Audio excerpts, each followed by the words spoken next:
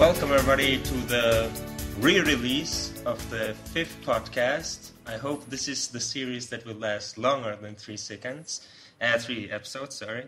I'm one of your hosts, the one known as Aurel on the Forza Inter Forums. With me today I have the famous, infamous Domesticated Pimp. Motherfucker. How are you? Icardi scored twice. How do you think I am? I think you're really wet right now. Oh, yeah. Okay. Oh, yeah. Also with me we have the moderator on 5th, Shaun. Hey. How are you doing, man? Yeah, not too bad. Not too bad. Happy about the win? Yeah, of course. 4 goals. Wasn't really, but yeah, no, great.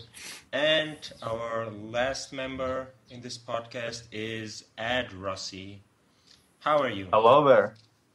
Oh, not bad. Just relishing in victory. Yeah, you missed like the first hour, you said, right? Yeah, I finished my exam around the 50-minute mark, got home by the 60, and was able to watch the last half hour. Okay, well, let's hope you did good on your exam, or well. So, maybe for ADRossi, like, how would you guys, like, summarize the first hour, or the first half, maybe? Because the first 15 minutes of the second half were really boring. So, the first half, like, how would you summarize it, and how do you feel towards it? Maybe, like, Pimp, you just go with your thoughts. Yeah, I think the team was really solid, but like somebody said, it wasn't the most impressive 0-4 win. I can tell you that much. But hey, don't blame us that we have Handanovic, right? Yeah, he was like on top of his game tonight. Even when when there were offside calls and stuff like that, he just saved everything.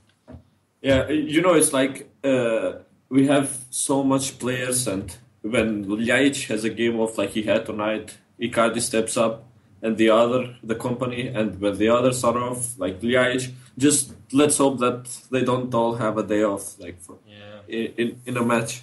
Yeah, that's very unlikely, I think. I think so too. Enjoy the Scudetto! Enjoy the Scudetto, man. But it's not enjoy 0-1, the Scudetto. So. 0-4. 0-4, yeah. Shaun, how did you feel about the game tonight? I definitely thought with just the 2 central midfielders that we were a little bit imbalanced, especially with Guri in there, Gary. He definitely isn't defensively as sound as Mello or mentally. and Medal. Yeah, well, that too. And we definitely gave them a lot of chances. I think against a better team, we probably might have conceded. But Handanovic had another fantastic game, but definitely with the front 4, I definitely think that helps Icardi. I think he's the type of player, if he has players close to him, his movement and the fact that he isn't touching the ball as often isn't as big a factor, because he eventually will get the ball. Whereas with just like a front 3, he doesn't have he's very good, I think, at passing in static situations, like with flicks and layoffs. Yeah, but he isn't the type of player that can like hit the ball at his feet, take a dribble, and then pass it out wide with much fluidity. And I think that's what he struggles at. So today, in that formation, definitely helps him. But I definitely think defensively we weren't as sound as typical. Definitely. So, Rossi, what did you take of the last 30 minutes? How did you feel about it? I think it's pretty clear that against top of the table teams, we're not going to be able to use the 4-2-3-1. It's just too vulnerable at the back, especially when we don't have the best defensive wing backs in the league by any means. Definitely. Oh, yeah. There seems to be a bit of a... Guerin does not do a good job linking the midfield to the attack. He is what he is. He doesn't He's do an a good okay job player. at anything, man. I don't know. He can be a useful player, but I don't understand the way Mancini chose to deploy him today. But regardless, got the job done. You have to beat these teams if you want to win the league or qualify for the Champions League. So can't complain about the result at all. Yeah, but like you guys brought up some points I want to talk about maybe a bit later. But like, how much of this win would you credit to Mancini? Like, was it more the player's credit, or did he make a good setup offensively or defensively? Like, what would you guys say? It goes both ways pretty much, because maybe all the goals came from individual brilliance, like, but we still had like good chances from build-up and all that. And I think the brilliance of Mancini was that he knew that Udinese was vulnerable in the back, and he put basically pressure on them 90 minutes of the game, so some mistakes were bound to happen. I mean, some of Udinese players almost scored an auto-goal, or what was it? What was his name? Domizio. Yeah, I think it was him. Yeah. I think he's a closet Inter fan, probably. Probably.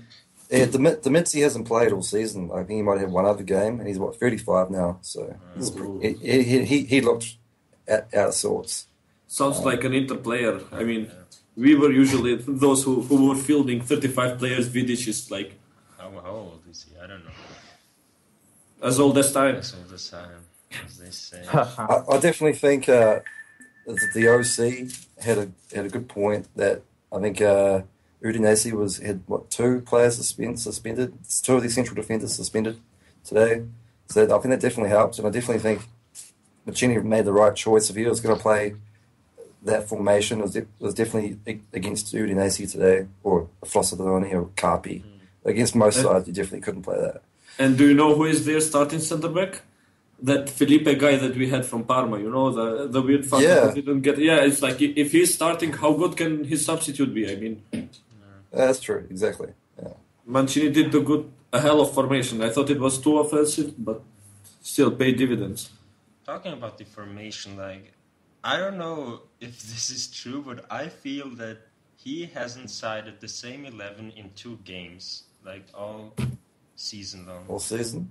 And I feel really weird about that, because I strongly believe that we need to have like a core team that's first choice, and the others need to battle for these places. And right now, I don't feel like no one is like secure from Mancini's judgment. He can do whatever he wants. Like, we have no players except for Murillo and Miranda maybe and Handanovic who always play. Like, but you know, this is a good thing, because Icardi was acting like a spoiled bitch when he was starting every single game. He was basically up there like Inzaghi.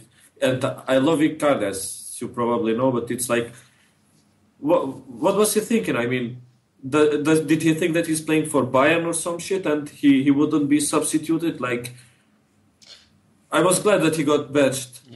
Yeah, that's true. But I feel like even that, like, who are our top 2 midfielders or our core midfielders? We don't know that, because one time Melo plays, one time Kondogbia plays, then we have Gorin, then Medel, like, and I bet they all have like the same amount of appearances, and same goes like for our fullbacks. Like, we don't have players that we know these are gonna start, you know. I definitely think Melo and Medel are our core midfielders, but they're both, well, especially Melo, is quite old, and I think generally Melo's been rested when he's been on a card, and they didn't. Clearly, Mancini was thinking about the possibility of getting a suspension for the next game, so he was rested for the Juve, but generally both of those players have played in most of the big games, and the third midfield is definitely anyone between Kondogbia, Brozovic, Shaun, in what neighborhood do you live? Yeah, I'm here in the police, or like Cyprus. What the fuck? I thought New Zealand was safe. That's just a common misconception, apparently. Really? No, but do you live in the Bronx of New Zealand or what?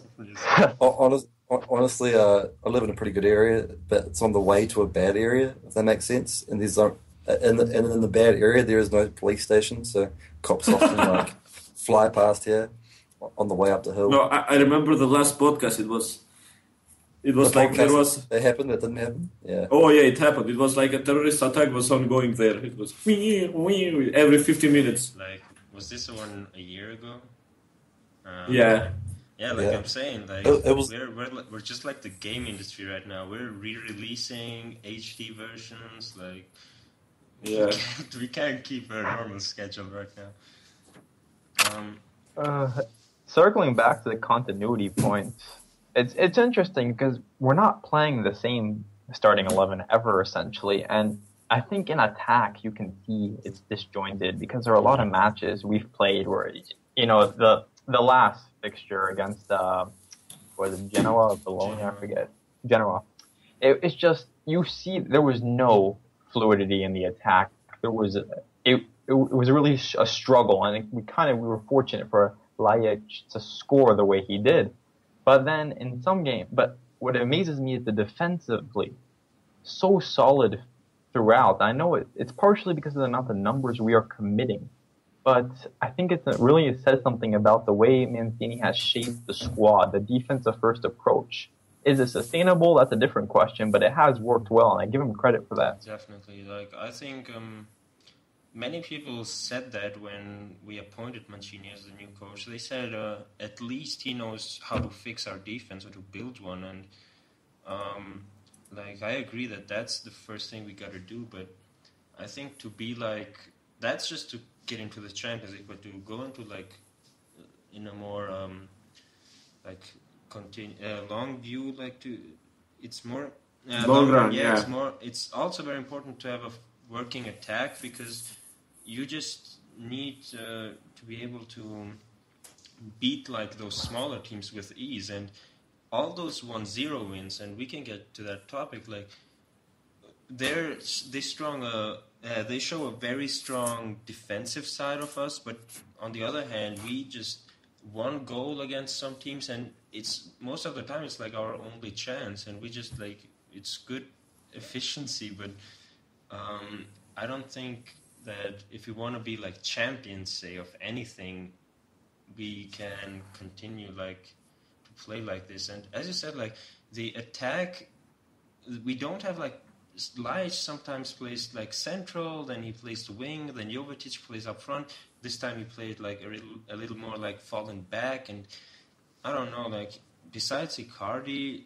like even in the attack, I don't even know what position everyone plays. Yeah, but I mean, even 1 year ago, I was telling everybody that Mancini likes his GI Joe squad in the midfield. He doesn't care about the creative midfielder. He doesn't. If he has a good player like Yaya Toure that is a beast and also can combine two passes with somebody else, we would be extremely lucky to have somebody creative in our midfield. I mean, I'm not surprised at all. If you remember the squad that we had before Mourinho, it was basically 3 defensive midfielders, 4 defenders, and 2 gods playing as forwards. That's true. It's true. Ibrahimovic and Adriano, I mean. Yeah, But now we are not so lucky. Third attack, like Cruz or something, even he was really good. Or Yeah. Crespo, I don't know. Who do you guys see as our best fullbacks at the moment? Because like the fullback position just is the most rotated position in our side. It's ridiculous. Like We have 20 of them. Yeah, we talked about this in the last podcast that didn't get released, I guess. We have like so many fullbacks and a lot of them not playing, and even of those that we have, none of them are like really good. So I don't know. Like everyone has their game, so I think we can agree that Nagatomo is really bad. Yeah, we can agree. Can we? Like, He's in terrible form. nah, I really like. he was fantastic. He was fantastic against Roma though. But yeah, other than that, Like I like him as I don't know how to say, as a human being. Like he seems like a nice guy and something like. You sound like all the girls that rejected me. You are like a nice person. Yeah, but Now, doesn't Nagatomo's contract expire in June? it might. Yeah, Really? yeah, I think so. Yeah, I'm fairly confident it does, and he looks like he's aged faster than most players, and that he looks like he's lost a step. I think any player that relies on pace and speed rather than intelligence and tactical awareness, especially as a defender, are going to decline quickly. Except Zanetti, he's exceptional. Zanetti had like pace with he even had pace with 40 years. Extremely intelligent player. And I think some players are just genetic outliers, and he's definitely one of them. Yeah, freaks. Yeah, they have like, maybe I can tell you that as a math student, but like they have properties that are just more suited for football or for sports. So it happens. I guess to answer your question, if we're playing a top table team, I probably feel most confident with Juan at left back, just because he's probably the most defensively sound. Tellus is a better player when you're playing against a team like Udinese, where you know you're going to need contributions into the attack. I feel fine playing Tellus, but against a Juventus, Roma, Napoli, I would probably prefer to see Juan. I'd agree with that, but has Tellus done anything wrong defensively all season? He had a couple of misgaffes today, but nothing that led to a goal, so I can't complain. I didn't see like any points in particular, but it seemed to me we were really like liable on the like wings, and I don't know how because I'm not a football expert like most of our members, but like domesticated pimp. Yeah, exactly. No. Yo, what the fuck? But we were just like weak on the wings. Like a lot of times, I was like, "How did they just get through? That shouldn't happen." But I think you are going to be weak on the wings when you were playing basically 4 attackers, and with Freddie in the midfield. No, but I think we are better on the wings when Perisic tracks back. As funny as that is this dude like can run like fast, and he does it consistently. He's even Biabiani, his really good as well. Actually, I think you can summarize it this way: when we play the 4-3-3, we are better. We are a better defensive team because we have great wingers who can track back. Perisic, Biabiani, even Ljajic. They help out in defense, and then you have the 3 midfielders. You're a better team defensively, but we've also had trouble scoring. So, there's the trade-off we've talked about. Yeah, that's a trade-off, yeah. But you know what also helps? Having Guarin as a holding midfielder or defensive midfielder. If I ever get sick, it will be because of him. Now, I have to ask. With regards to the fullbacks, now I saw Montoya for 30 minutes. How did he look for the first 60? Because I liked what I saw for the first 30 minutes, or the last 30. Like he wasn't like, oh my god, best player ever. Like I don't know, but he was solid. And I saw some comments in the thread during the game, and he became more confident as time went by, and you could see that he started dribbles. He made more like crosses and passes and more runs forward. And he was all right. And he was opening spaces up too. It was interesting to see. He almost assisted the goal, but nobody was there for his cross. He definitely has made quite intelligent runs and stuff. You can tell he was a former Barcelona player. Yeah. In the sense he knew where to go when we had the ball. Yeah. Someone said it like he has a very Spanish way of playing or something like that. I think I'd agree with that. No, but the thing is also because we are not used to have like intelligent fullbacks. It's like nobody does runs like that. I think D'Ambrosio is an intelligent player. He's just not capable of suited to attack. Yeah, he does. Yeah, he's not good forward. Just technically, is a little bit limited. Yeah. Mm-hmm. Can we talk about the fact that Ljajic takes our set pieces? Like, I don't get that. Like corners. Well, who would you rather? If we have Teles or Tejas or whatever on the pitch, I would let him take like corners and free kicks. Not. Well, he took but I mean like free kicks, crosses into the box, like direct free kicks and corners. I guess part of the rationale maybe be that Lajek is useless in the year, and so maybe it makes more sense. And so he stays, I think. But Tellez typically stays back defending, doesn't he? You do have a point, But like, I think it's very common to have the fullbacks execute corners at least. Like, that's what I see. No, but I think it's a better trade-off to have Ljajic doing it because he doesn't have to go back. But Tellez can actually cut the counter-attacks. We've seen it pretty much. I don't think he's very good at set pieces. They're solid, but they're not very good. Look, we don't have a set piece expert on this team. Like, we do not have, like, I know, funny to say this, but we don't have Hernanes, who was a terrific set piece specialist. Thank God we don't have him. He's been terrible at Juventus. Like, he was bad with us. He's been even worse with them. Yeah. I've been on their forum. They're literally pulling their hair out at how bad he is. 11 million. But this is like the Brazilian syndrome. As soon as you see 28, 29, it's like, fuck it, call it a career. And he's not even somebody that goes partying. It happens to every Brazilian player.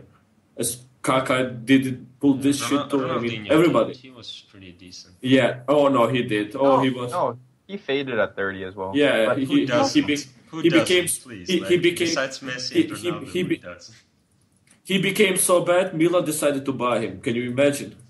Like, if Milan calls you and we want you to play for us, it's like, career finished. Oh, really? Really? So you say Ibrahimovic's career is finished, or what? But Ibra's what, 34 now? Yeah, he's getting up there. And I think his best years was around like 30, 31. Yeah, he's a special case. You know what my surprise is still playing at a fairly high level is Maicon. I thought he was finished when he went to City, and he's been decent with Roma. He's kind of like Cambiaso was with us last season. He can play one good game, but then he has to have a rest for like a week, 2 weeks, and then he can play again. He's fucking abysmal sometimes. Yeah, what I've seen. If you play him every week, he just gets worse and worse. But I don't blame him. It's like the Roma's defense is like fucking terrible. And I don't know, like the unwatchable. Individual players are not that bad, but like it's not that good organized. Not that well organized. That Castens injury is really, if he was able to avoid, if he was healthy, I feel like they'd be a lot better. Definitely. Yeah, I'd agree with that. But at the same time, I think Roma's biggest problem is just their weak mentality. Whenever things go badly for them, they just fall apart. And that's probably the biggest change in our side is we have the players this year, especially with Murillo, Vidal, Mello, of course. Miranda. Just very strong mentally. You barely ever see our side like just falling apart. The only case was like Whereas if you watch that was the only case. No, but that was just a day off. I mean, Mancini has put this mentality in our players that we are fucking Inter and we have won the game before it even started. It's like the players. Is it Mancini or is it the players he brought in? I think it's Mancini. He brought players in because he knew. No, but look, it's like Miranda came from Granada that got relegated. Miranda came from. No, I mean Murillo. Yeah, but Murillo came from barely. They got relegated, I think. Tejas was a substitute in Galatasaray. Melo was so-so. Who was else? Kondogbia. Okay, Kondogbia was solid, but look, it's not like we got players from Real Madrid or Barcelona. It's like he installed that mentality that you are the champion, you are Inter, you have a big shirt in your back, and you should perform. Do you remember with Stramaccioni? It's like we were winning 8 in a row, and the first loss came, and it was 10 in a row losses. With Mancini, it's not like that. I think a common misconception with Strama's run here was if you look at his schedule, he went on that run against an incredibly easy set of teams. And if you go and you look at the Tinkerman, he beat almost essentially the exact same teams as Strama. But both times you got to the tough part of the schedule, those teams collapse. So I don't even think that was mentality so much as the team really wasn't that good. Could be, but still, it's like you can't be. I don't know. It's like, do you remember Ranieri had like 8 wins, 8 or 9 wins? It's like for 9 straight wins, even if it's like Serie A D teams. Yeah, I think a very important thing is also the players that we got. They were requested by Mancini, while other players, definitely. Hernanes, for example, we just brought him in to show that we can bring in big players or something like that. Yeah. To make a statement of sorts. Mancini just said, like, I want these players. Like, he said even, I want Touré. We tried to get him. I want that. We tried to get him. Like, I think that's very important that we didn't get the players like, I don't know, the management wanted, but the players the trainer wanted, the coach wanted. So I think that was very important. Yeah, I think this is the biggest thing that is wrong with Italian teams. I mean, next for Milan, only Milan is left doing that. They have like 10 solid attackers, and what do? They buy 5 more of them. Like, what the fuck? Yeah, that's insane. I think it's the commitment to a system for once. You know, go back to when Rafa was here, but we didn't bring him the players he wanted. Exactly. You know, if you go back from the poor period post-treble, we've never fully committed to something the way we have committed to Mancini. And so I give him credit because he's been able to instill the characteristics he wanted in the side, but we're nowhere close to a finished product. I think we'll all agree with that. Yeah, pretty much. But we still need somebody like a decent central midfielder, like a Brozovic type of player. Well, isn't that what's Kondogbia supposed to be, though? What he's supposed to become, not to be like... No, for 40 million, you're supposed to be somebody who can connect the pass or not lose the ball in the first touch. Kovacic was playing 2 games a year in Real Madrid. And he went for 40. I don't know, man. I don't know. It's like we got Brozovic for how many? For 8 million? Mm-hmm. And he's what people forget. What is insane is like he's almost the same age as Kondogbia. Really young. Yeah, and when you see his game, he's smarter. He does better decision. Obviously, he has a better shot. His passing is better. Only defensively, he's not as good as Kondogbia. Like in dribbling, he's really good, I'd say. And also aerial on control, his day, Kondogbia wins. Do you think it's partly the fact that he's French and we don't have many French-speaking players and probably might just be taking a while to adjust to the new team, teammates, language barrier, all of that type of stuff? Definitely, and you know, we all say it. Calcio is not exactly the league you want to go to to learn. You're not going to easily adapt to it. It takes a while, and it seems like he has fitness issues too. So it's been a wide variety of things. So I'm not going to pull a Shaqiri on him and call him off as a bust right now, but it is a little disheartening that we and you know what? I think it was against Torino where he scored in the first half.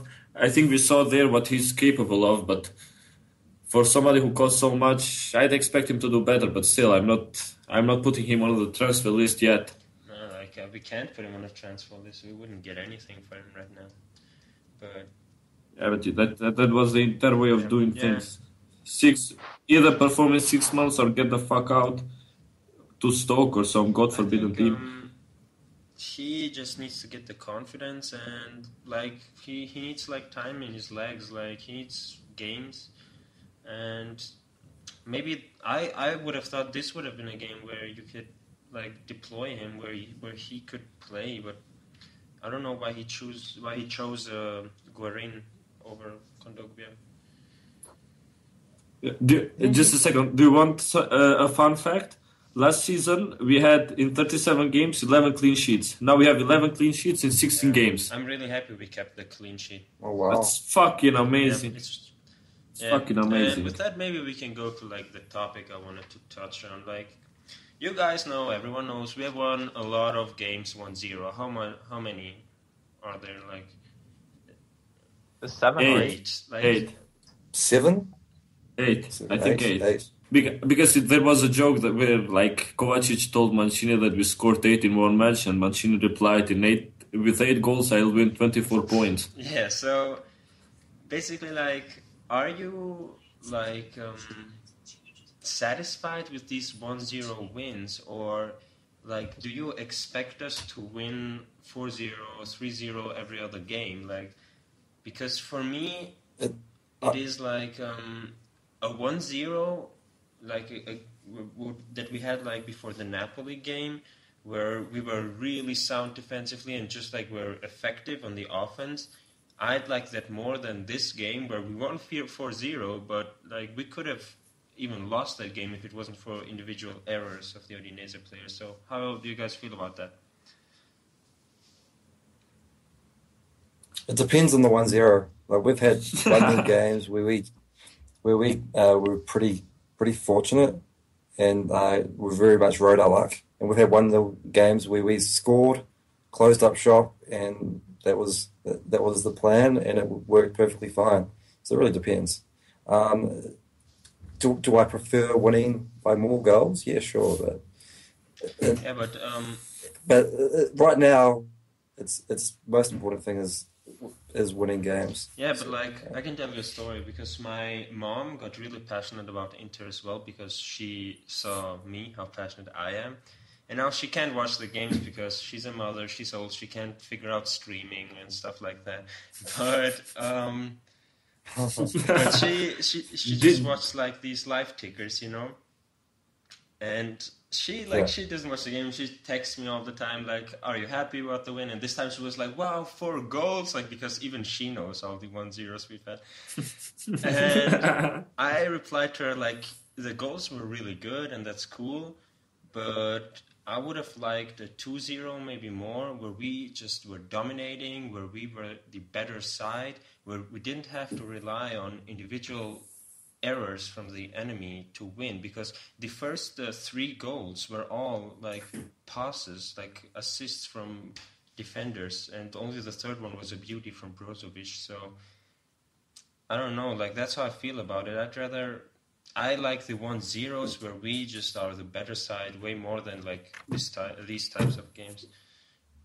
But if you see the shots that Udinese had, they weren't like so threatening. I mean, Handanovic stopped some of them, like he caught them alive in the air. It wasn't as misleading as the stats would lead you to believe. And also, like, I don't want to sound like a fanboy here, but Icardi created a lot of chances for Ljajic and for also and Perisic, I think, and plus Jovetic had a sitter, like a central forward should have buried that one, but still, also, like, we were far better, the better team. We were dominating. Like 2 opportunities. Once where Brozovic didn't pass in the middle, Icardi would have been through. That was like towards the end, and also another one where Ljajic didn't pass. And I think Icardi, like 2 goals, he could have gone off with like 4 this game because. Did you guys see the amount of remonstrating he was doing when he would make a run, and he'd put his hands in his head, and like he was getting really upset for a while, but especially before the second goal. Yeah, I think he's caught it from Osvaldo or some shit. He needs to stop pulling that shit. Yeah, I mean he saw, especially as captain. Like I expect that from a striker. But like we talked about in the forgotten episode last week, where like he. How many times will you mention it, for God's sake? As many times as I need to. But like he's not a captain. Like he definitely isn't, and we just gave him the captain argument because we don't have a captain right now. Or was it just a market? Yeah, that's exactly what we said. Or is it like just to make him more important or something like that? I don't know. And maybe to make him stay here. Like maybe that was a part of the reason he re-signed the contract. We'll make you captain, and it will increase his value when we eventually sell him, which we eventually will. And yeah, maybe. Well, yeah. Did you see Murillo? Did you see the reincarnation of Maicon? And his run was insane. Yeah, that was crazy. No, it was like, motherfucker, I didn't know you could do that. He played a bit of fullback a couple of games back as well, when right? we got a red. Oh, yeah. We got a red and he went on. No, I think it was because Mancini substituted somebody. I think Ranocchia came in and he went to the side or something like that. Yeah, he was good. Then, he was good then as well. Yeah, and he scored that game. When did he score? Game, right? Yeah, for that's sure. right. Yeah, it was like the Michael run versus Barcelona. Yeah, exactly. Yeah, it was like that. I don't know, man. I wouldn't sell him under 40, 50 he's million. like a very good player already, and I can think of what he will maybe become. And like in the ages where Luis gets sold for like 60 million, like this guy is worth 200. Like I don't even care. We just need to get to Champions League, expose him a little bit, and sell his ass. I hope like I know it's not going to be true, but I hope we keep like these core players, because we can't just go on and sell players all the time. Like I don't want us to become like a feeder club for the big clubs. No, but look, if it's the better payoff, I mean, if we sell Murillo and we get Isco for him, I don't know. It's a tough call. Yeah, but like what? It's a very tough call. Center back again. No, but it doesn't mean that it has to be Ranocchia if it's not Murillo. I mean, even Juan Jesus would do a good job, albeit not as good as him. I think for most teams, a good central midfielder is probably definitely more important. But I think for a Mancini team, having that super solid central defense, I wouldn't swap him for Isco. Okay. That's just my opinion. Yeah, but for Moutinho or for somebody like Yaya Touré, say in his prime. Oh, in his prime, maybe there. Yeah, for example, like for somebody for Verratti, I would do it in a second. I'm not sure about that. I don't think Verratti would have a place in the way we're playing. I feel like he'd be wasted in the system. I'd agree with that somewhat. And plus, Miranda probably earns less than $2 million a season, whereas with Verratti would be he'd ask for 5 or 6 million euros a season. We simply couldn't afford that.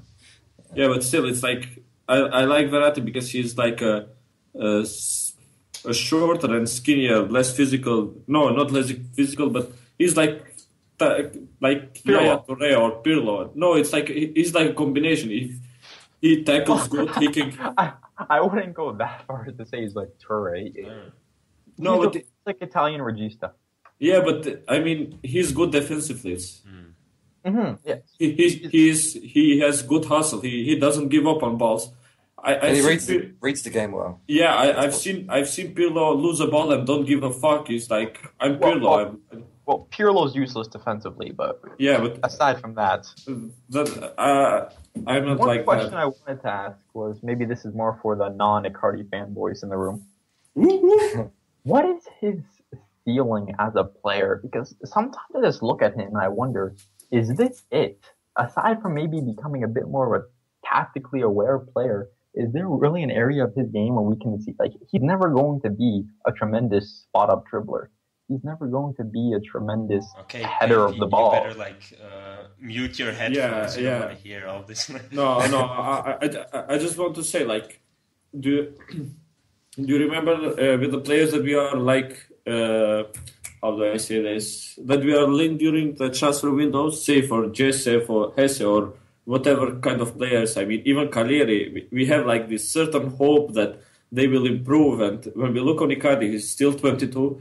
He is getting, at least he was getting better with every single game. And we still like, it looks better on the other side. I mean, I can't recall a single young striker that people at Forza Inter Forums rate Icardi higher than them, whether be it Bernardinho or some godforsaken English striker, but everybody is better than Icardi. Icardi is the worst. Icardi is just a static little piece of shit that is incapable of doing anything. It's like they make him sound to be like somebody like a post.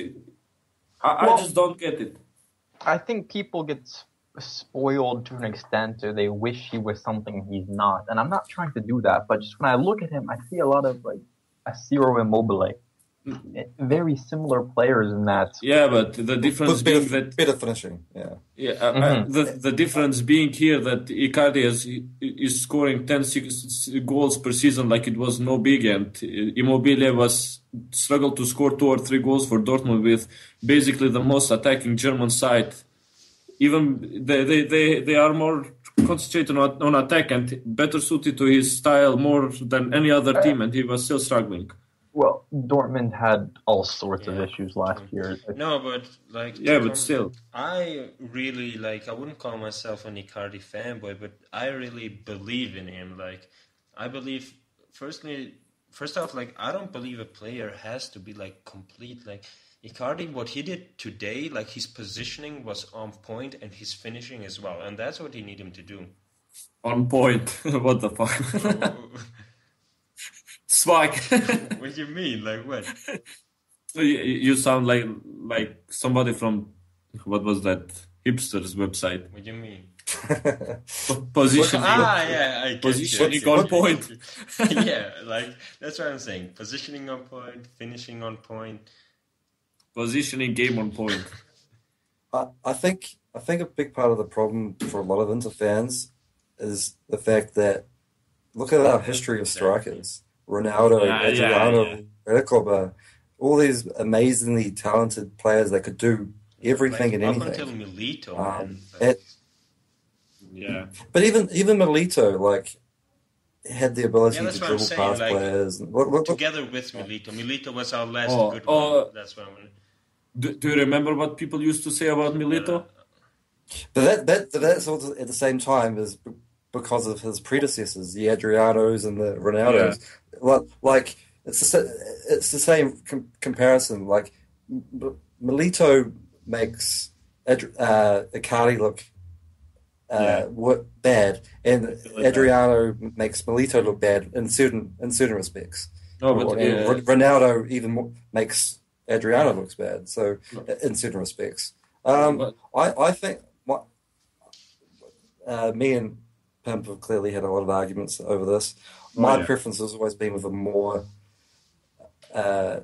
all-round capable striker. But at the same time, Icardi is the type of player that will guarantee a certain amount of goals every season. If you play him every game, he's going to score 15 goals a season.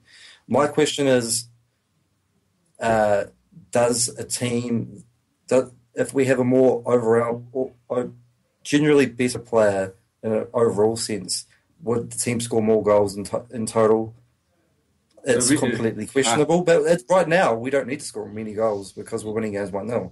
So the thing is, we saw against Genoa how we scored without Icardi. We had like a fluid attack, but with no focal point whatsoever, and I don't know. That was simply a one-off game, though. Like you can't just say this is a demonstration of what. But maybe. Generally saying, I think our attack is really well rounded. That was a point I wanted to discuss, but we're already doing it. Like our attack, like this attacking side we fielded today, I think this is the best we can do, and this might even be the best attack like in Serie A. Like I don't know what will challenge it because with Jovetic we have a class player who's really well rounded. Then we have Icardi, the how do you call it? Like the Capoccianiere or whatever it's called of the. Yeah, like of the last season, like the best striker of the last season generally. Then we have the best attack in Serie A. I would probably it has to be Napoli with Higuain in. I don't know. Like this Perisic, Laic, Jovetic, and like Icardi. It's really. But they, No, but Insigne and Higuain and Hamšík have been out of this world. That's true. Yeah.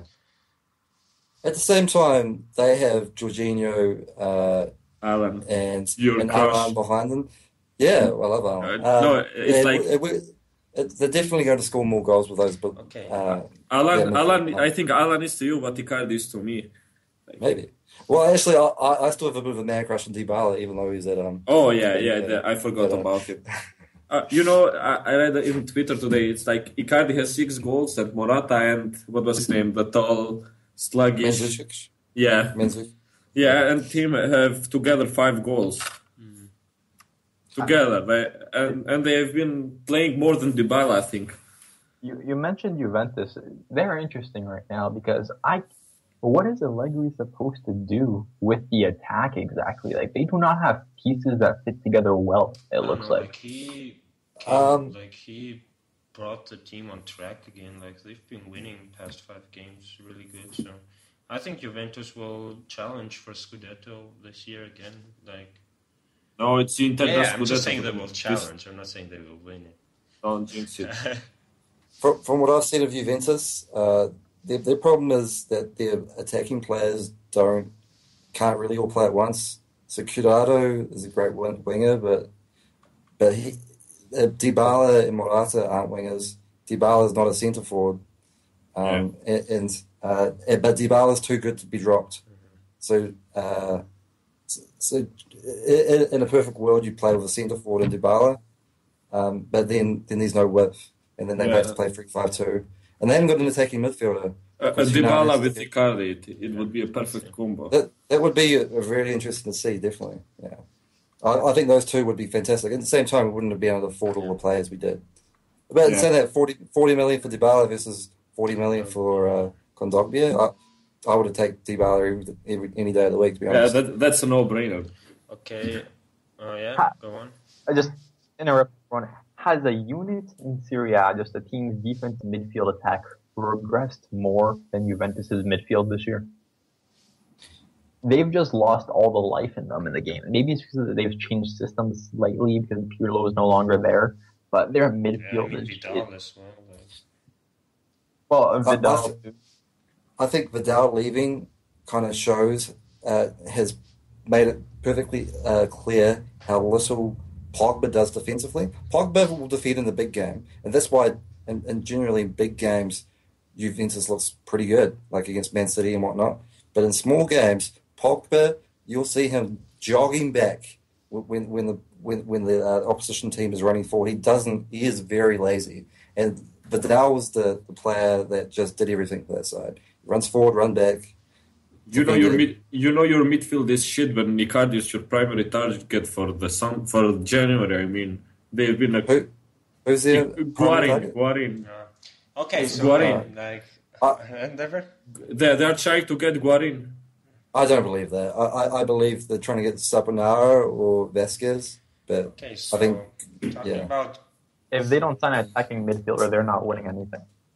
Yeah, I'd agree with that. So talking about like Guarin, I wanted to do something in this podcast where please don't mention Guarin. Just fuck him. You have to sign off because I want to talk about like one player like for 10 minutes or something, just like about him and how we feel about him, and do this like every podcast so we cover the whole squad. And I thought there's no more fitting player than our number one, and I'm not talking about Handanovic, our number one most hated player, Guarin. Guarin. Is there anyone in this conversation that is actually an advocate of Guarin? Okay, no one. No. I see his purpose. I don't. Not necessarily in our squad. I think a Freddie Guarin that goes on the pitch and gets told exactly what to do and does that one thing, he's okay. If you give him a very simplistic role and just make him the physical guy that tries to break up attacks and don't get him to push forward and when he should be everything, his game falls apart. If you give him a simplistic role and surround him with the right players, I think he can be okay, but he can only do it 1 or 2 games. He can't do it consistently. So that's my problem with him. The talent is tantalizing because you see those flashes of brilliance, but yeah, I think it's clear he's never going to put it all together. How old is he now? 28? 29. He's never going to be a box-to-box mid. He needs to either be, I guess what Shaun was saying, you need to give him an exact direction, or if you try to make him do everything, you see like you saw today where he was missing short passes, taking long shots. It just doesn't work. No, but you can't field 11 players and give them limited roles. Guarin shouldn't be even a footballer. I mean, the team is winning 3-0, 4-0, and he manages to get the lowest rating. I mean, the dude was holding on his ball like he was thinking an answer for who wants to be a millionaire or something. I mean, just pass it already. My problem with him is, like, he just doesn't have the intelligence, like, and he's not the intelligence, like, that's not well said, but he's just slow in this thinking. Like, he takes so long to think out what he's gonna do that, like, the whole attacking play is over. I saw it like 5 times this last game. He could have just passed it, and he just stopped the whole counter-attack, took away all the attacking momentum, and I don't know, like, I always thought he could be a good player for us, like, back in the day, because he shows he's capable of something, but, like, right now I'm more in the ship his ass off mood, I don't know. Oh, I'm all for ship his ass. Just give him like a goodwill to Juventus. Here is your solution to your midfield. Just please start him and you win the Scudetto. We promise. Hernandez, yeah, those two will do. Yeah, they will be the best. They will win Ballon d'Or 1-2. I say it's partially as. Oh, go ahead. That attack he had when he picked the ball up about 30 yards from goal towards the end of the game today. That's probably him biggest problem in a nutshell. Clearly, as soon as he got the ball, you could see all he really wanted to do was shoot the ball. Like you could see him kind of like look up at the goal, kind of push the ball ahead, and you go, oh my God, he's going to shoot.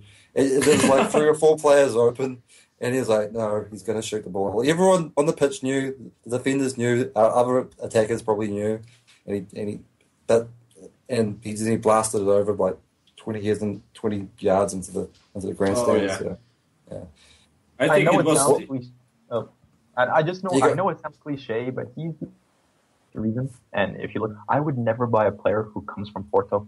Ever. Just because all their players seem to fit the same mold of strong performers in Portugal, but they play very tactically sound, and then they come here, and it just seems like their players do not fare well outside of Portugal. Maybe they give them some super drug that makes them smarter there. Huh. That's it. I will say that Sandro has been really good for Juve this season. He has. Yeah, but like about Guarin, man, back in the day when everyone was like shitting on him like a year ago, I was like, come on, give him a chance, like because I believe in people. No, it's not like it's like giving a chance to somebody that has screwed you over for an extended period of time, and it's. A lot of time, it's like you can't. This is madness. You can't take all the results over and over again. Come on, this is your year, Guarin. You are able to do stuff. Come on, good games and that. And the problem will be at the end of the season, he'll still have 3 or 4 assists and 4 or 5 goals, and people will be like, "Oh look, he had a good season on paper." That's a stupid thing. Yeah, because I don't know. He's like with the stats, he looks good sometimes, but.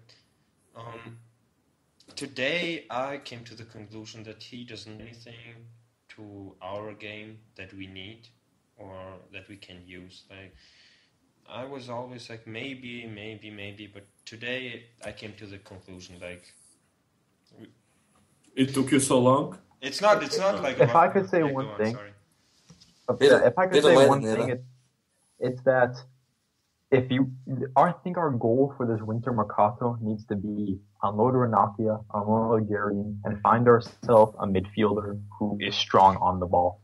Not a physical presence, more so than a dribbler, somebody who can fluidly link all Verratti. I think going forward, you'll definitely. I agree with it. Like you're going to have Melo and Mendel, 2 physical linchpins, 2 players that can't really pick out a pass. So they can do enough, but then you need someone next to them. And Brozovic, as good as he's been, he isn't good enough, in my opinion, to be able to link, especially to link the attack in the midfield. He's a big Brozo. He doesn't. Who suggest? Who would you suggest, Shaun? I haven't thought about it. We haven't really been linked to anyone, so I haven't really. Yesterday in the press conference, like our team is fine. We don't need anyone. No, I think we would need a low-cost solution. Would be what was his name? The weird Argentinian that was to Sevilla, Banega. Oh yeah. Banega? Banega's a good player. Yeah, he's been solid lately. He was good. He was really good for Sevilla against Juventus last week, actually. Yeah, so somebody like him, if we don't have the money, but if we do have the money... You know who would have been good? Great. Oh, you won't stop with Alan and it's Okay, guys, so we're running a bit short on time, so let's get over with this last thing. So our next match is on Wednesday, right? Tuesday. Tuesday. Okay. Mhm. Oh yeah, because it's on Saturday. It's against Cagliari, right? And it's in the Trofeo Team or Team Cup or what is it called? Just CIM Cup, whatever. Coppa Italia, Italia. Coppa that's good. d'Italia. And That'll do. how do you guys like feel about this cup? Do you care about it? What do you expect from us to reach in this cup? I would it's the rest type of all our cup- starters. Sorry. Yeah, I agree. Yeah, I think it's the type of cup you don't really care about until the semi-finals, and until then you play your second 11 or whatever. So Yeah, I looked ahead at the schedule. If you look at it, I believe if we win this game, we'll pretty much have to play Napoli in San Paulo, which means this game is useless to me. I think that what's the best thing that can happen if you win this? I think you can backdoor qualify for the Europa League. Yeah. That's not our goal so anyway. this does nothing for me as It's far a as bit I'm of concerned. prestige, Just rest the like- starters. They're- Oh, fuck the prestige. We need And it's a that little Champions bit of League money. Like, I'm saying No, the prestige doesn't pay the bills, doesn't, man. but I would care about this competition more if Mancini didn't already rotate his side as much as he did. Like if we were just playing the same 11 every game, I'd be like, oh, this competition's good, so we could play Yeah. such and such player. But we, other than what's the Goku? What's his name? Real name? Gunokuri. Other than Gunokuri or whatever, yeah. Other than him, and there's no players that I'm like, oh, I kind of feel bad that he hasn't I feel played all bad season. about, That's probably the only one. Manai. Montoya. Of course you do. Yeah. No, I think Oh, I'm so surprised he's not playing. Come on, I man. think he Stop, don't pull a he Falcao should, on us. like, I think he can play a game or two, like more. He just gets the 3 minutes all the time. I think maybe he can get No. like 20 sometimes or 30. We should just loan him. He's not. I mean, as much as I would like somebody who is Slovenian would contribute to Inter, he's just so far down the pecking order. We have so many young strikers that will probably never play for us. Bonazzoli, Puskas, all these guys are supposedly so talented. Yeah, and score so Livaya. many goals. And Longo, For Yes, Castellanos. he's playing sometimes. Where's he at? Feyenoord? But No, to answer your question, like I would be starting Nagatomo, Biabiani. I would not be putting much effort into this. Don't mention in the same sentence Nagatomo and Biabiani. That's an offense to Biabiani. Nagatomo is. Hey, what was the name of Don't that? go out there. Name of that Italian kid? What was the name of that Italian kid that was doing well? That was playing in all the preseason games. The fullback, DiMarco? DeMarco. DeMarco. Yeah, I want to see him as well. Yeah. But he's like 16 or 17. His balls haven't dropped yet. I mean, Well, He- Milan's learning a 16-year-old keeper out there. You know, I'd say like 100 million. And he's been really good actually. He's been really good. he looks great. Like he looks like what Birdie was supposed to be. How tall is he? Like 6'6" or something? 6'6". no more. I think. Oh yeah, it's 6'6". Pimp, what's 6'5", like actually. 6'6" But in still, he's normal 16. like measurements? 1.94. No, it's more than that. That's He's 96. 96. Is it a meter 96? Okay, because I'm a meter 91, so I'm 6'3". Stop showing off, man. Sorry. You definitely live in a bad neighborhood. And after that, what is the next Serie A match we have after that? Lazio. Like, what do you guys San expect from Siro. that? Like, That's the game we need to win. It's at home. You have a team where the manager is most likely going to be fired by the end of January. Isn't Lazio a bit of a bogey team for us though? Everybody's a boogie team to us for the last 3 years, man. Yeah. That's true. Every single Well, team. Even fucking Novara had it our ass to us. But No, you know that I was being actually called at my faculty Novara for like 2-3 months. Albanian people suck. so They're mean. I've watched a decent amount of Lazio games this year just because there's a lot of Lazio fans in my family from there. Screw them. No, Basically, just kidding. it's a very disjointed team. Like last year, they got by. They had players who were extremely well nice. What's the Serbian striker they brought in? Djokovic? Yes. Djokovic. Last year, players like them had defined roles. You could see them play well together, but they're all out of sorts. And I think last year was a bit of a fluke. I think most of us going to the season didn't expect them to qualify for the Champions League again. But I think there were a lot of Lazio fans in the forum though. Like, look how well they've purchased during the transfer window. I said at the start of the season their team relies on Biglia, De Vrij, and Anderson. And without De Vrij in defence, they fall apart. Without Biglia in the midfield, they fall apart completely. And if Anderson's not in crazy Ronaldo form, then they're not going to manage to get on a big streak of winning games. And not to mention, Kondrava's been really bad this season. He's always been solid for Lazio, so when he's bad, something's wrong. But yeah, their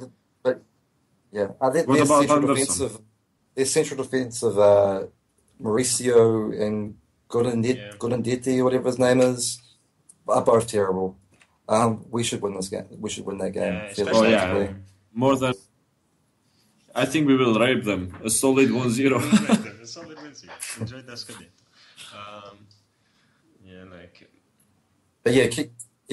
Keep Anderson quiet. That's pretty much all and if we manage to do that, we should be fine. Someone has the courage to guess the starting lineup, or what's the point? Okay, I'm going to tell you, Handanovic is going to play, I think. Yeah, that's what... I would probably want to go back to a 4-3-3 against Lazio because they can be dangerous in the back end, and if you give them the chances we gave Udinese, they will expose us. I think they will expose us anyway. So I'd probably go back to a 4-3-3. They've got good wingers as well, so I expect we'd play DiAmbrosio and Juan, I'd assume. I don't think it's a good idea. Now, did Melo end up picking up a booking for that late foul? Yeah, I think so. If he did, he's suspended next game. Regardless, I wouldn't play him and Medel together next game. I'd probably want to go. He didn't get a yellow. He didn't get a yellow. Is Kondogbia fully fit now? I think he is. Or is he still injured? I have no idea. I think he's getting better though. No, but it's like, regardless, I don't think he would start the same player again. I mean, Melo would be definitely out for the next game. And Melo was actually worse than Guarin this last match. No, I don't think so. God. Guarin was completely... He didn't do anything, and when he did something, it was something bad. Did you see Melo? I saw him as his... He was trying to pull a Domizio on us. It wouldn't surprise me to see Biabiani and Perisic on the wings and just have them chasing back Kondrava and Anderson all day. That'd be my prediction. It wouldn't surprise me to see anybody here. I mean, in the starting lineup. That too. I'd be surprised so much. I think Icardi is going to play for sure after this game. I would definitely start Icardi just because we want to get him rolling a little, and you don't want to bench him the week after a 4-0 win where he plays well. I just keep him out there. Who was that? Brozovic. Okay. Oh, so just one question: for what price would you sell Icardi? Well, let's say. I know, Shaun. Shaun trying to highball now. Shaun's gonna go last because his answer is gonna be the most interesting one, I guess. I'd sell him for 45 with 5 million bonuses, something like that.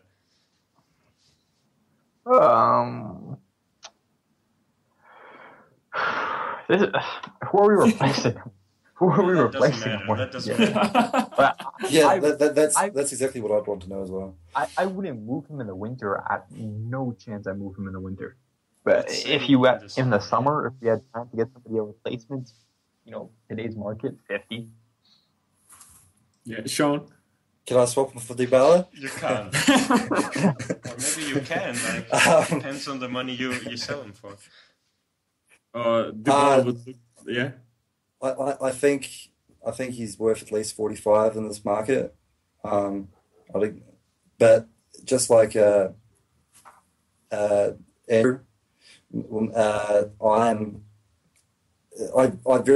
very much depend on who we brought, and I can't think of that many centre forwards out there that I'd want to bring here that we could really afford. So, listeners that aren't what in would the you think? conversation, How would you? Andrew's ADRossi, so just so you know. yeah, sorry for that. Yeah. And Shaun, yeah. I mean, who would you buy with? What players would you reinvest with that money? On what players would you spend the I money? don't know, Benzema. For Ideally. 45 million euros. Yeah. Messi. I've always liked the Lescatze, what's his name? The Leon centre forward. Like I said, Lacazette. Yeah. He's talented, but he's been terrible this season, hasn't he? He's not been So bad. and I don't watch a lot of League One. So Someone eating a Snickers right now or something like that? I think the Giro finally came. That's long gone. Don't worry about that. No, but seriously, it's like, yeah. No, like, when you look at it, like who are you going to bring in if you sell Icardi? Like, there's not a ton of forwards. Like, could you get Lukaku from Everton? Would they like he scored goals in like 8 straight games now? I think he scored again today. But Vardy. would he be? That's what you mean. No, Lukaku has scored in 8 straight games now, I believe. but he seems to me the type of player that relishes the EPL. He's one of these players that kind of uses his physicality to score goals, and whereas in Serie A, they would just foul him all day, and they would. I just couldn't like those big physical centre forwards. Benteke type. Don't generally do as well, admittedly. Yeah. So I guess it just leads back to you can sell Icardi if you want, but there's no ready-made replacement market. It's just like hypothetical. Has anybody seen who is this? Jonathan Calorie? Mancini said we're looking at him. I saw him. He looks good on video. I look good on a video. Really? Yeah, really. I can pull some You gotta crazy live up shit. to that. You gotta post that in the Adobe thread. If you In the adult set, yeah, I definitely will. But see, it's like we get excited for most basic shit. I mean, we have Icardi who has scored 20 goals. How many? 22 last year, Something like that. and we still wet our pants for somebody. 26 goals. All up. Yeah, 22 in the Serie A, but it's like we become so excited about some third option of Boca Juniors after Tevez and Osvaldo, and we are like, oh, look at him. Yeah, but wait, Pimp, like, you didn't answer the question. For how much would you sell him? Nothing under 60 million. Okay, so 60 Never. million. I wouldn't be 60 million. Yeah. I mean, No, because you know what? For 60 million, you can actually buy somebody decent, already made. We are going in cycles. We make Icardi a top scorer, we sell him, and we get some half-assed, young, upcoming strikers, so we can shape him and mold we'll him. just go for Benzema and we're safe. No, fuck Benzema. I mean, what? I don't want his fat ass here. And 60 million, what does that mean in context? Like, what do you value Harry Kane at, for example? Because I think Harry Kane probably going to cost 70 million, probably. I think only 60 million, Harry Kane 70 million, in my opinion. I think Harry Kane's a slightly better player, maybe. But he's English, so he'll cost more. Yeah, but you know what? It's like we don't have like the risk with anybody else. Like with Icardi, we don't have the risk. We know he works. We know he likes Inter, and I don't know. He's like proven. That's what I'm saying. I wouldn't like to sell him, but if I had to, I'd be like 45, 50, something like that. Well, Because one thing I will say is that if we do qualify for the Champions League, we're going to need to bring in another striker who can start Benzema. games in the league or start games in the Champions League. And I- the guy I'm looking at, I alluded to earlier in the show, is that I would try to get Immobile back from Sevilla. If there's a proof he can score in Serie A, very similar attributes to Icardi, so you know there'd be more fluidity in the system, which I think is what we're ultimately aiming for. But How many goals has he scored in Spain? I think Honestly, I one. couldn't tell you. I think But it's once one. again, he had proven track record in Italy. He did score 20 goals with Torino. I don't believe that just disappeared overnight. But should we then buy Sergi as well, so we can pass the ball? I think the age is a little more on Immobile's upside. I can give you that. Well, how old is Cherky now? Is he 31? Like what is he? 29. No, he's around the 34. I think Immobile is only 25. So that's just he's 25 and he scored, let me see, just once in 255 minutes. Okay, that's not great. That's terrible. But you know what? It's like we don't need somebody that can replace Icardi. He's just somebody that would give a run for his place. We need a backup striker for next year. Yeah, a vice Icardi. Vice. No, but look, I just don't like how we treat Icardi. It pisses me off. I think, like, what do you mean? Like on fifth or like Inter? Fifth, because I mean, no, but seriously, is Lacazette better than Icardi? I know that you will say yes. No, I'm talking about Shaun mostly because I think more talented, maybe. But what is talented? Yeah, that's like dodging questions. Like Icardi is. Shaun is like a Greek philosopher, diplomat. Yeah, but it's like Icardi is worse than Lacazette, worse than Kane, worse than Lukaku, worse than Dybala. I never said he's worse than Lukaku. No, but it's like Lukaku would be an improvement over him. Ask FIFA, and 90% of them would say that it's an improvement. I think you're overstating it. I think it'd be 50-50. I think some people like the physicality a player like Lukaku would bring, and I think some people. I think Harry Kane does bring certain things that Icardi doesn't, but at the same time, Icardi scored in Italy, and Wada's clearly happy in Milan. That's probably the most important thing. Why change a winning team right now? I think one thing we tend to always do is we look at players who play in different leagues and we assume it's mutually exclusive. We compare Icardi to a Benteke or to just pick your striker in any league and you say, okay, so and so is more talented. But there's a reason why Luca Toni scores 20 goals a year in Serie A. Different players are built for different leagues, different atmospheres, and I think Icardi is probably best suited for Serie A of the big leagues. I'd agree with that. Like, no offense, Pimp, but Icardi's a bit of a pussy. Like, I couldn't imagine him playing in England. I think he'd just get smashed, barged off the ball, and it wouldn't go very well at all. In Spain, come on! He went for his best friend wife. How pussy can he be? Oh, I don't know. I mean, that takes so much. Okay, we're not gonna take anyway. It. So, guys, I think we're at a good hour. I think that's a good time. ADRossi said he wanted to talk about the. Yeah, I just want to add quickly that I'm marking it down right now. Italy's not making out of the group stage. Just put me on record. Okay. I don't know. Just mark my words. Albania is winning it all. Who's Albania within the group? I didn't check with the draws at all. Yeah. France, Albania B, and Romania. Okay. Switzerland, huh? How good is Romania? What? How good is Romania? I think they are like a Catanagio version. They are terrible, but they defend so much that they can score the old goal against you. Okay. I think Romania was the worst team in the third pot. They were I think it was them and Hungary. I would have been happy with either of them as an Italian supporter. And Ukraine, I think. Yes, but when I'm just going back to it, I'm looking at Italy's group. Belgium, you're not beating Belgium. They're one of the best teams in the world, if not the best. Yeah. Ireland's always a tough match. I remember we played them a couple of years ago in Euros, and it was like an ugly 1-0, always a draw. And Sweden, this is Latan's last chance at winning anything of record in his career, basically. Predicting it now, Zlatan will score like a last-minute ninja kick goal. But that's it. That's all he's going to do. Over the top of the head of Ranocchia, starting in a 3-5-2.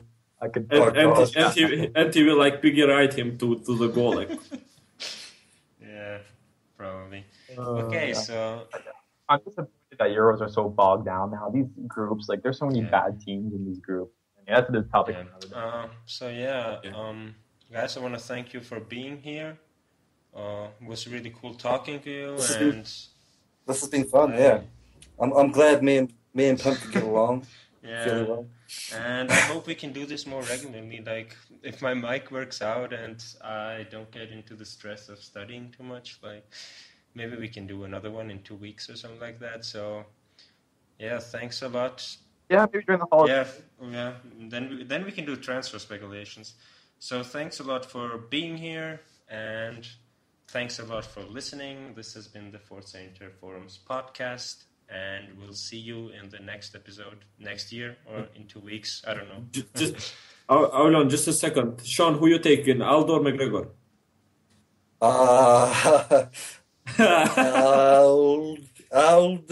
Aldo, Gregor. and Weidman. Yeah. And Weidman. Yeah, my ninja. Okay, so sorry. It's good. I've put a bet on it, so. Okay, so yeah, I guess bye.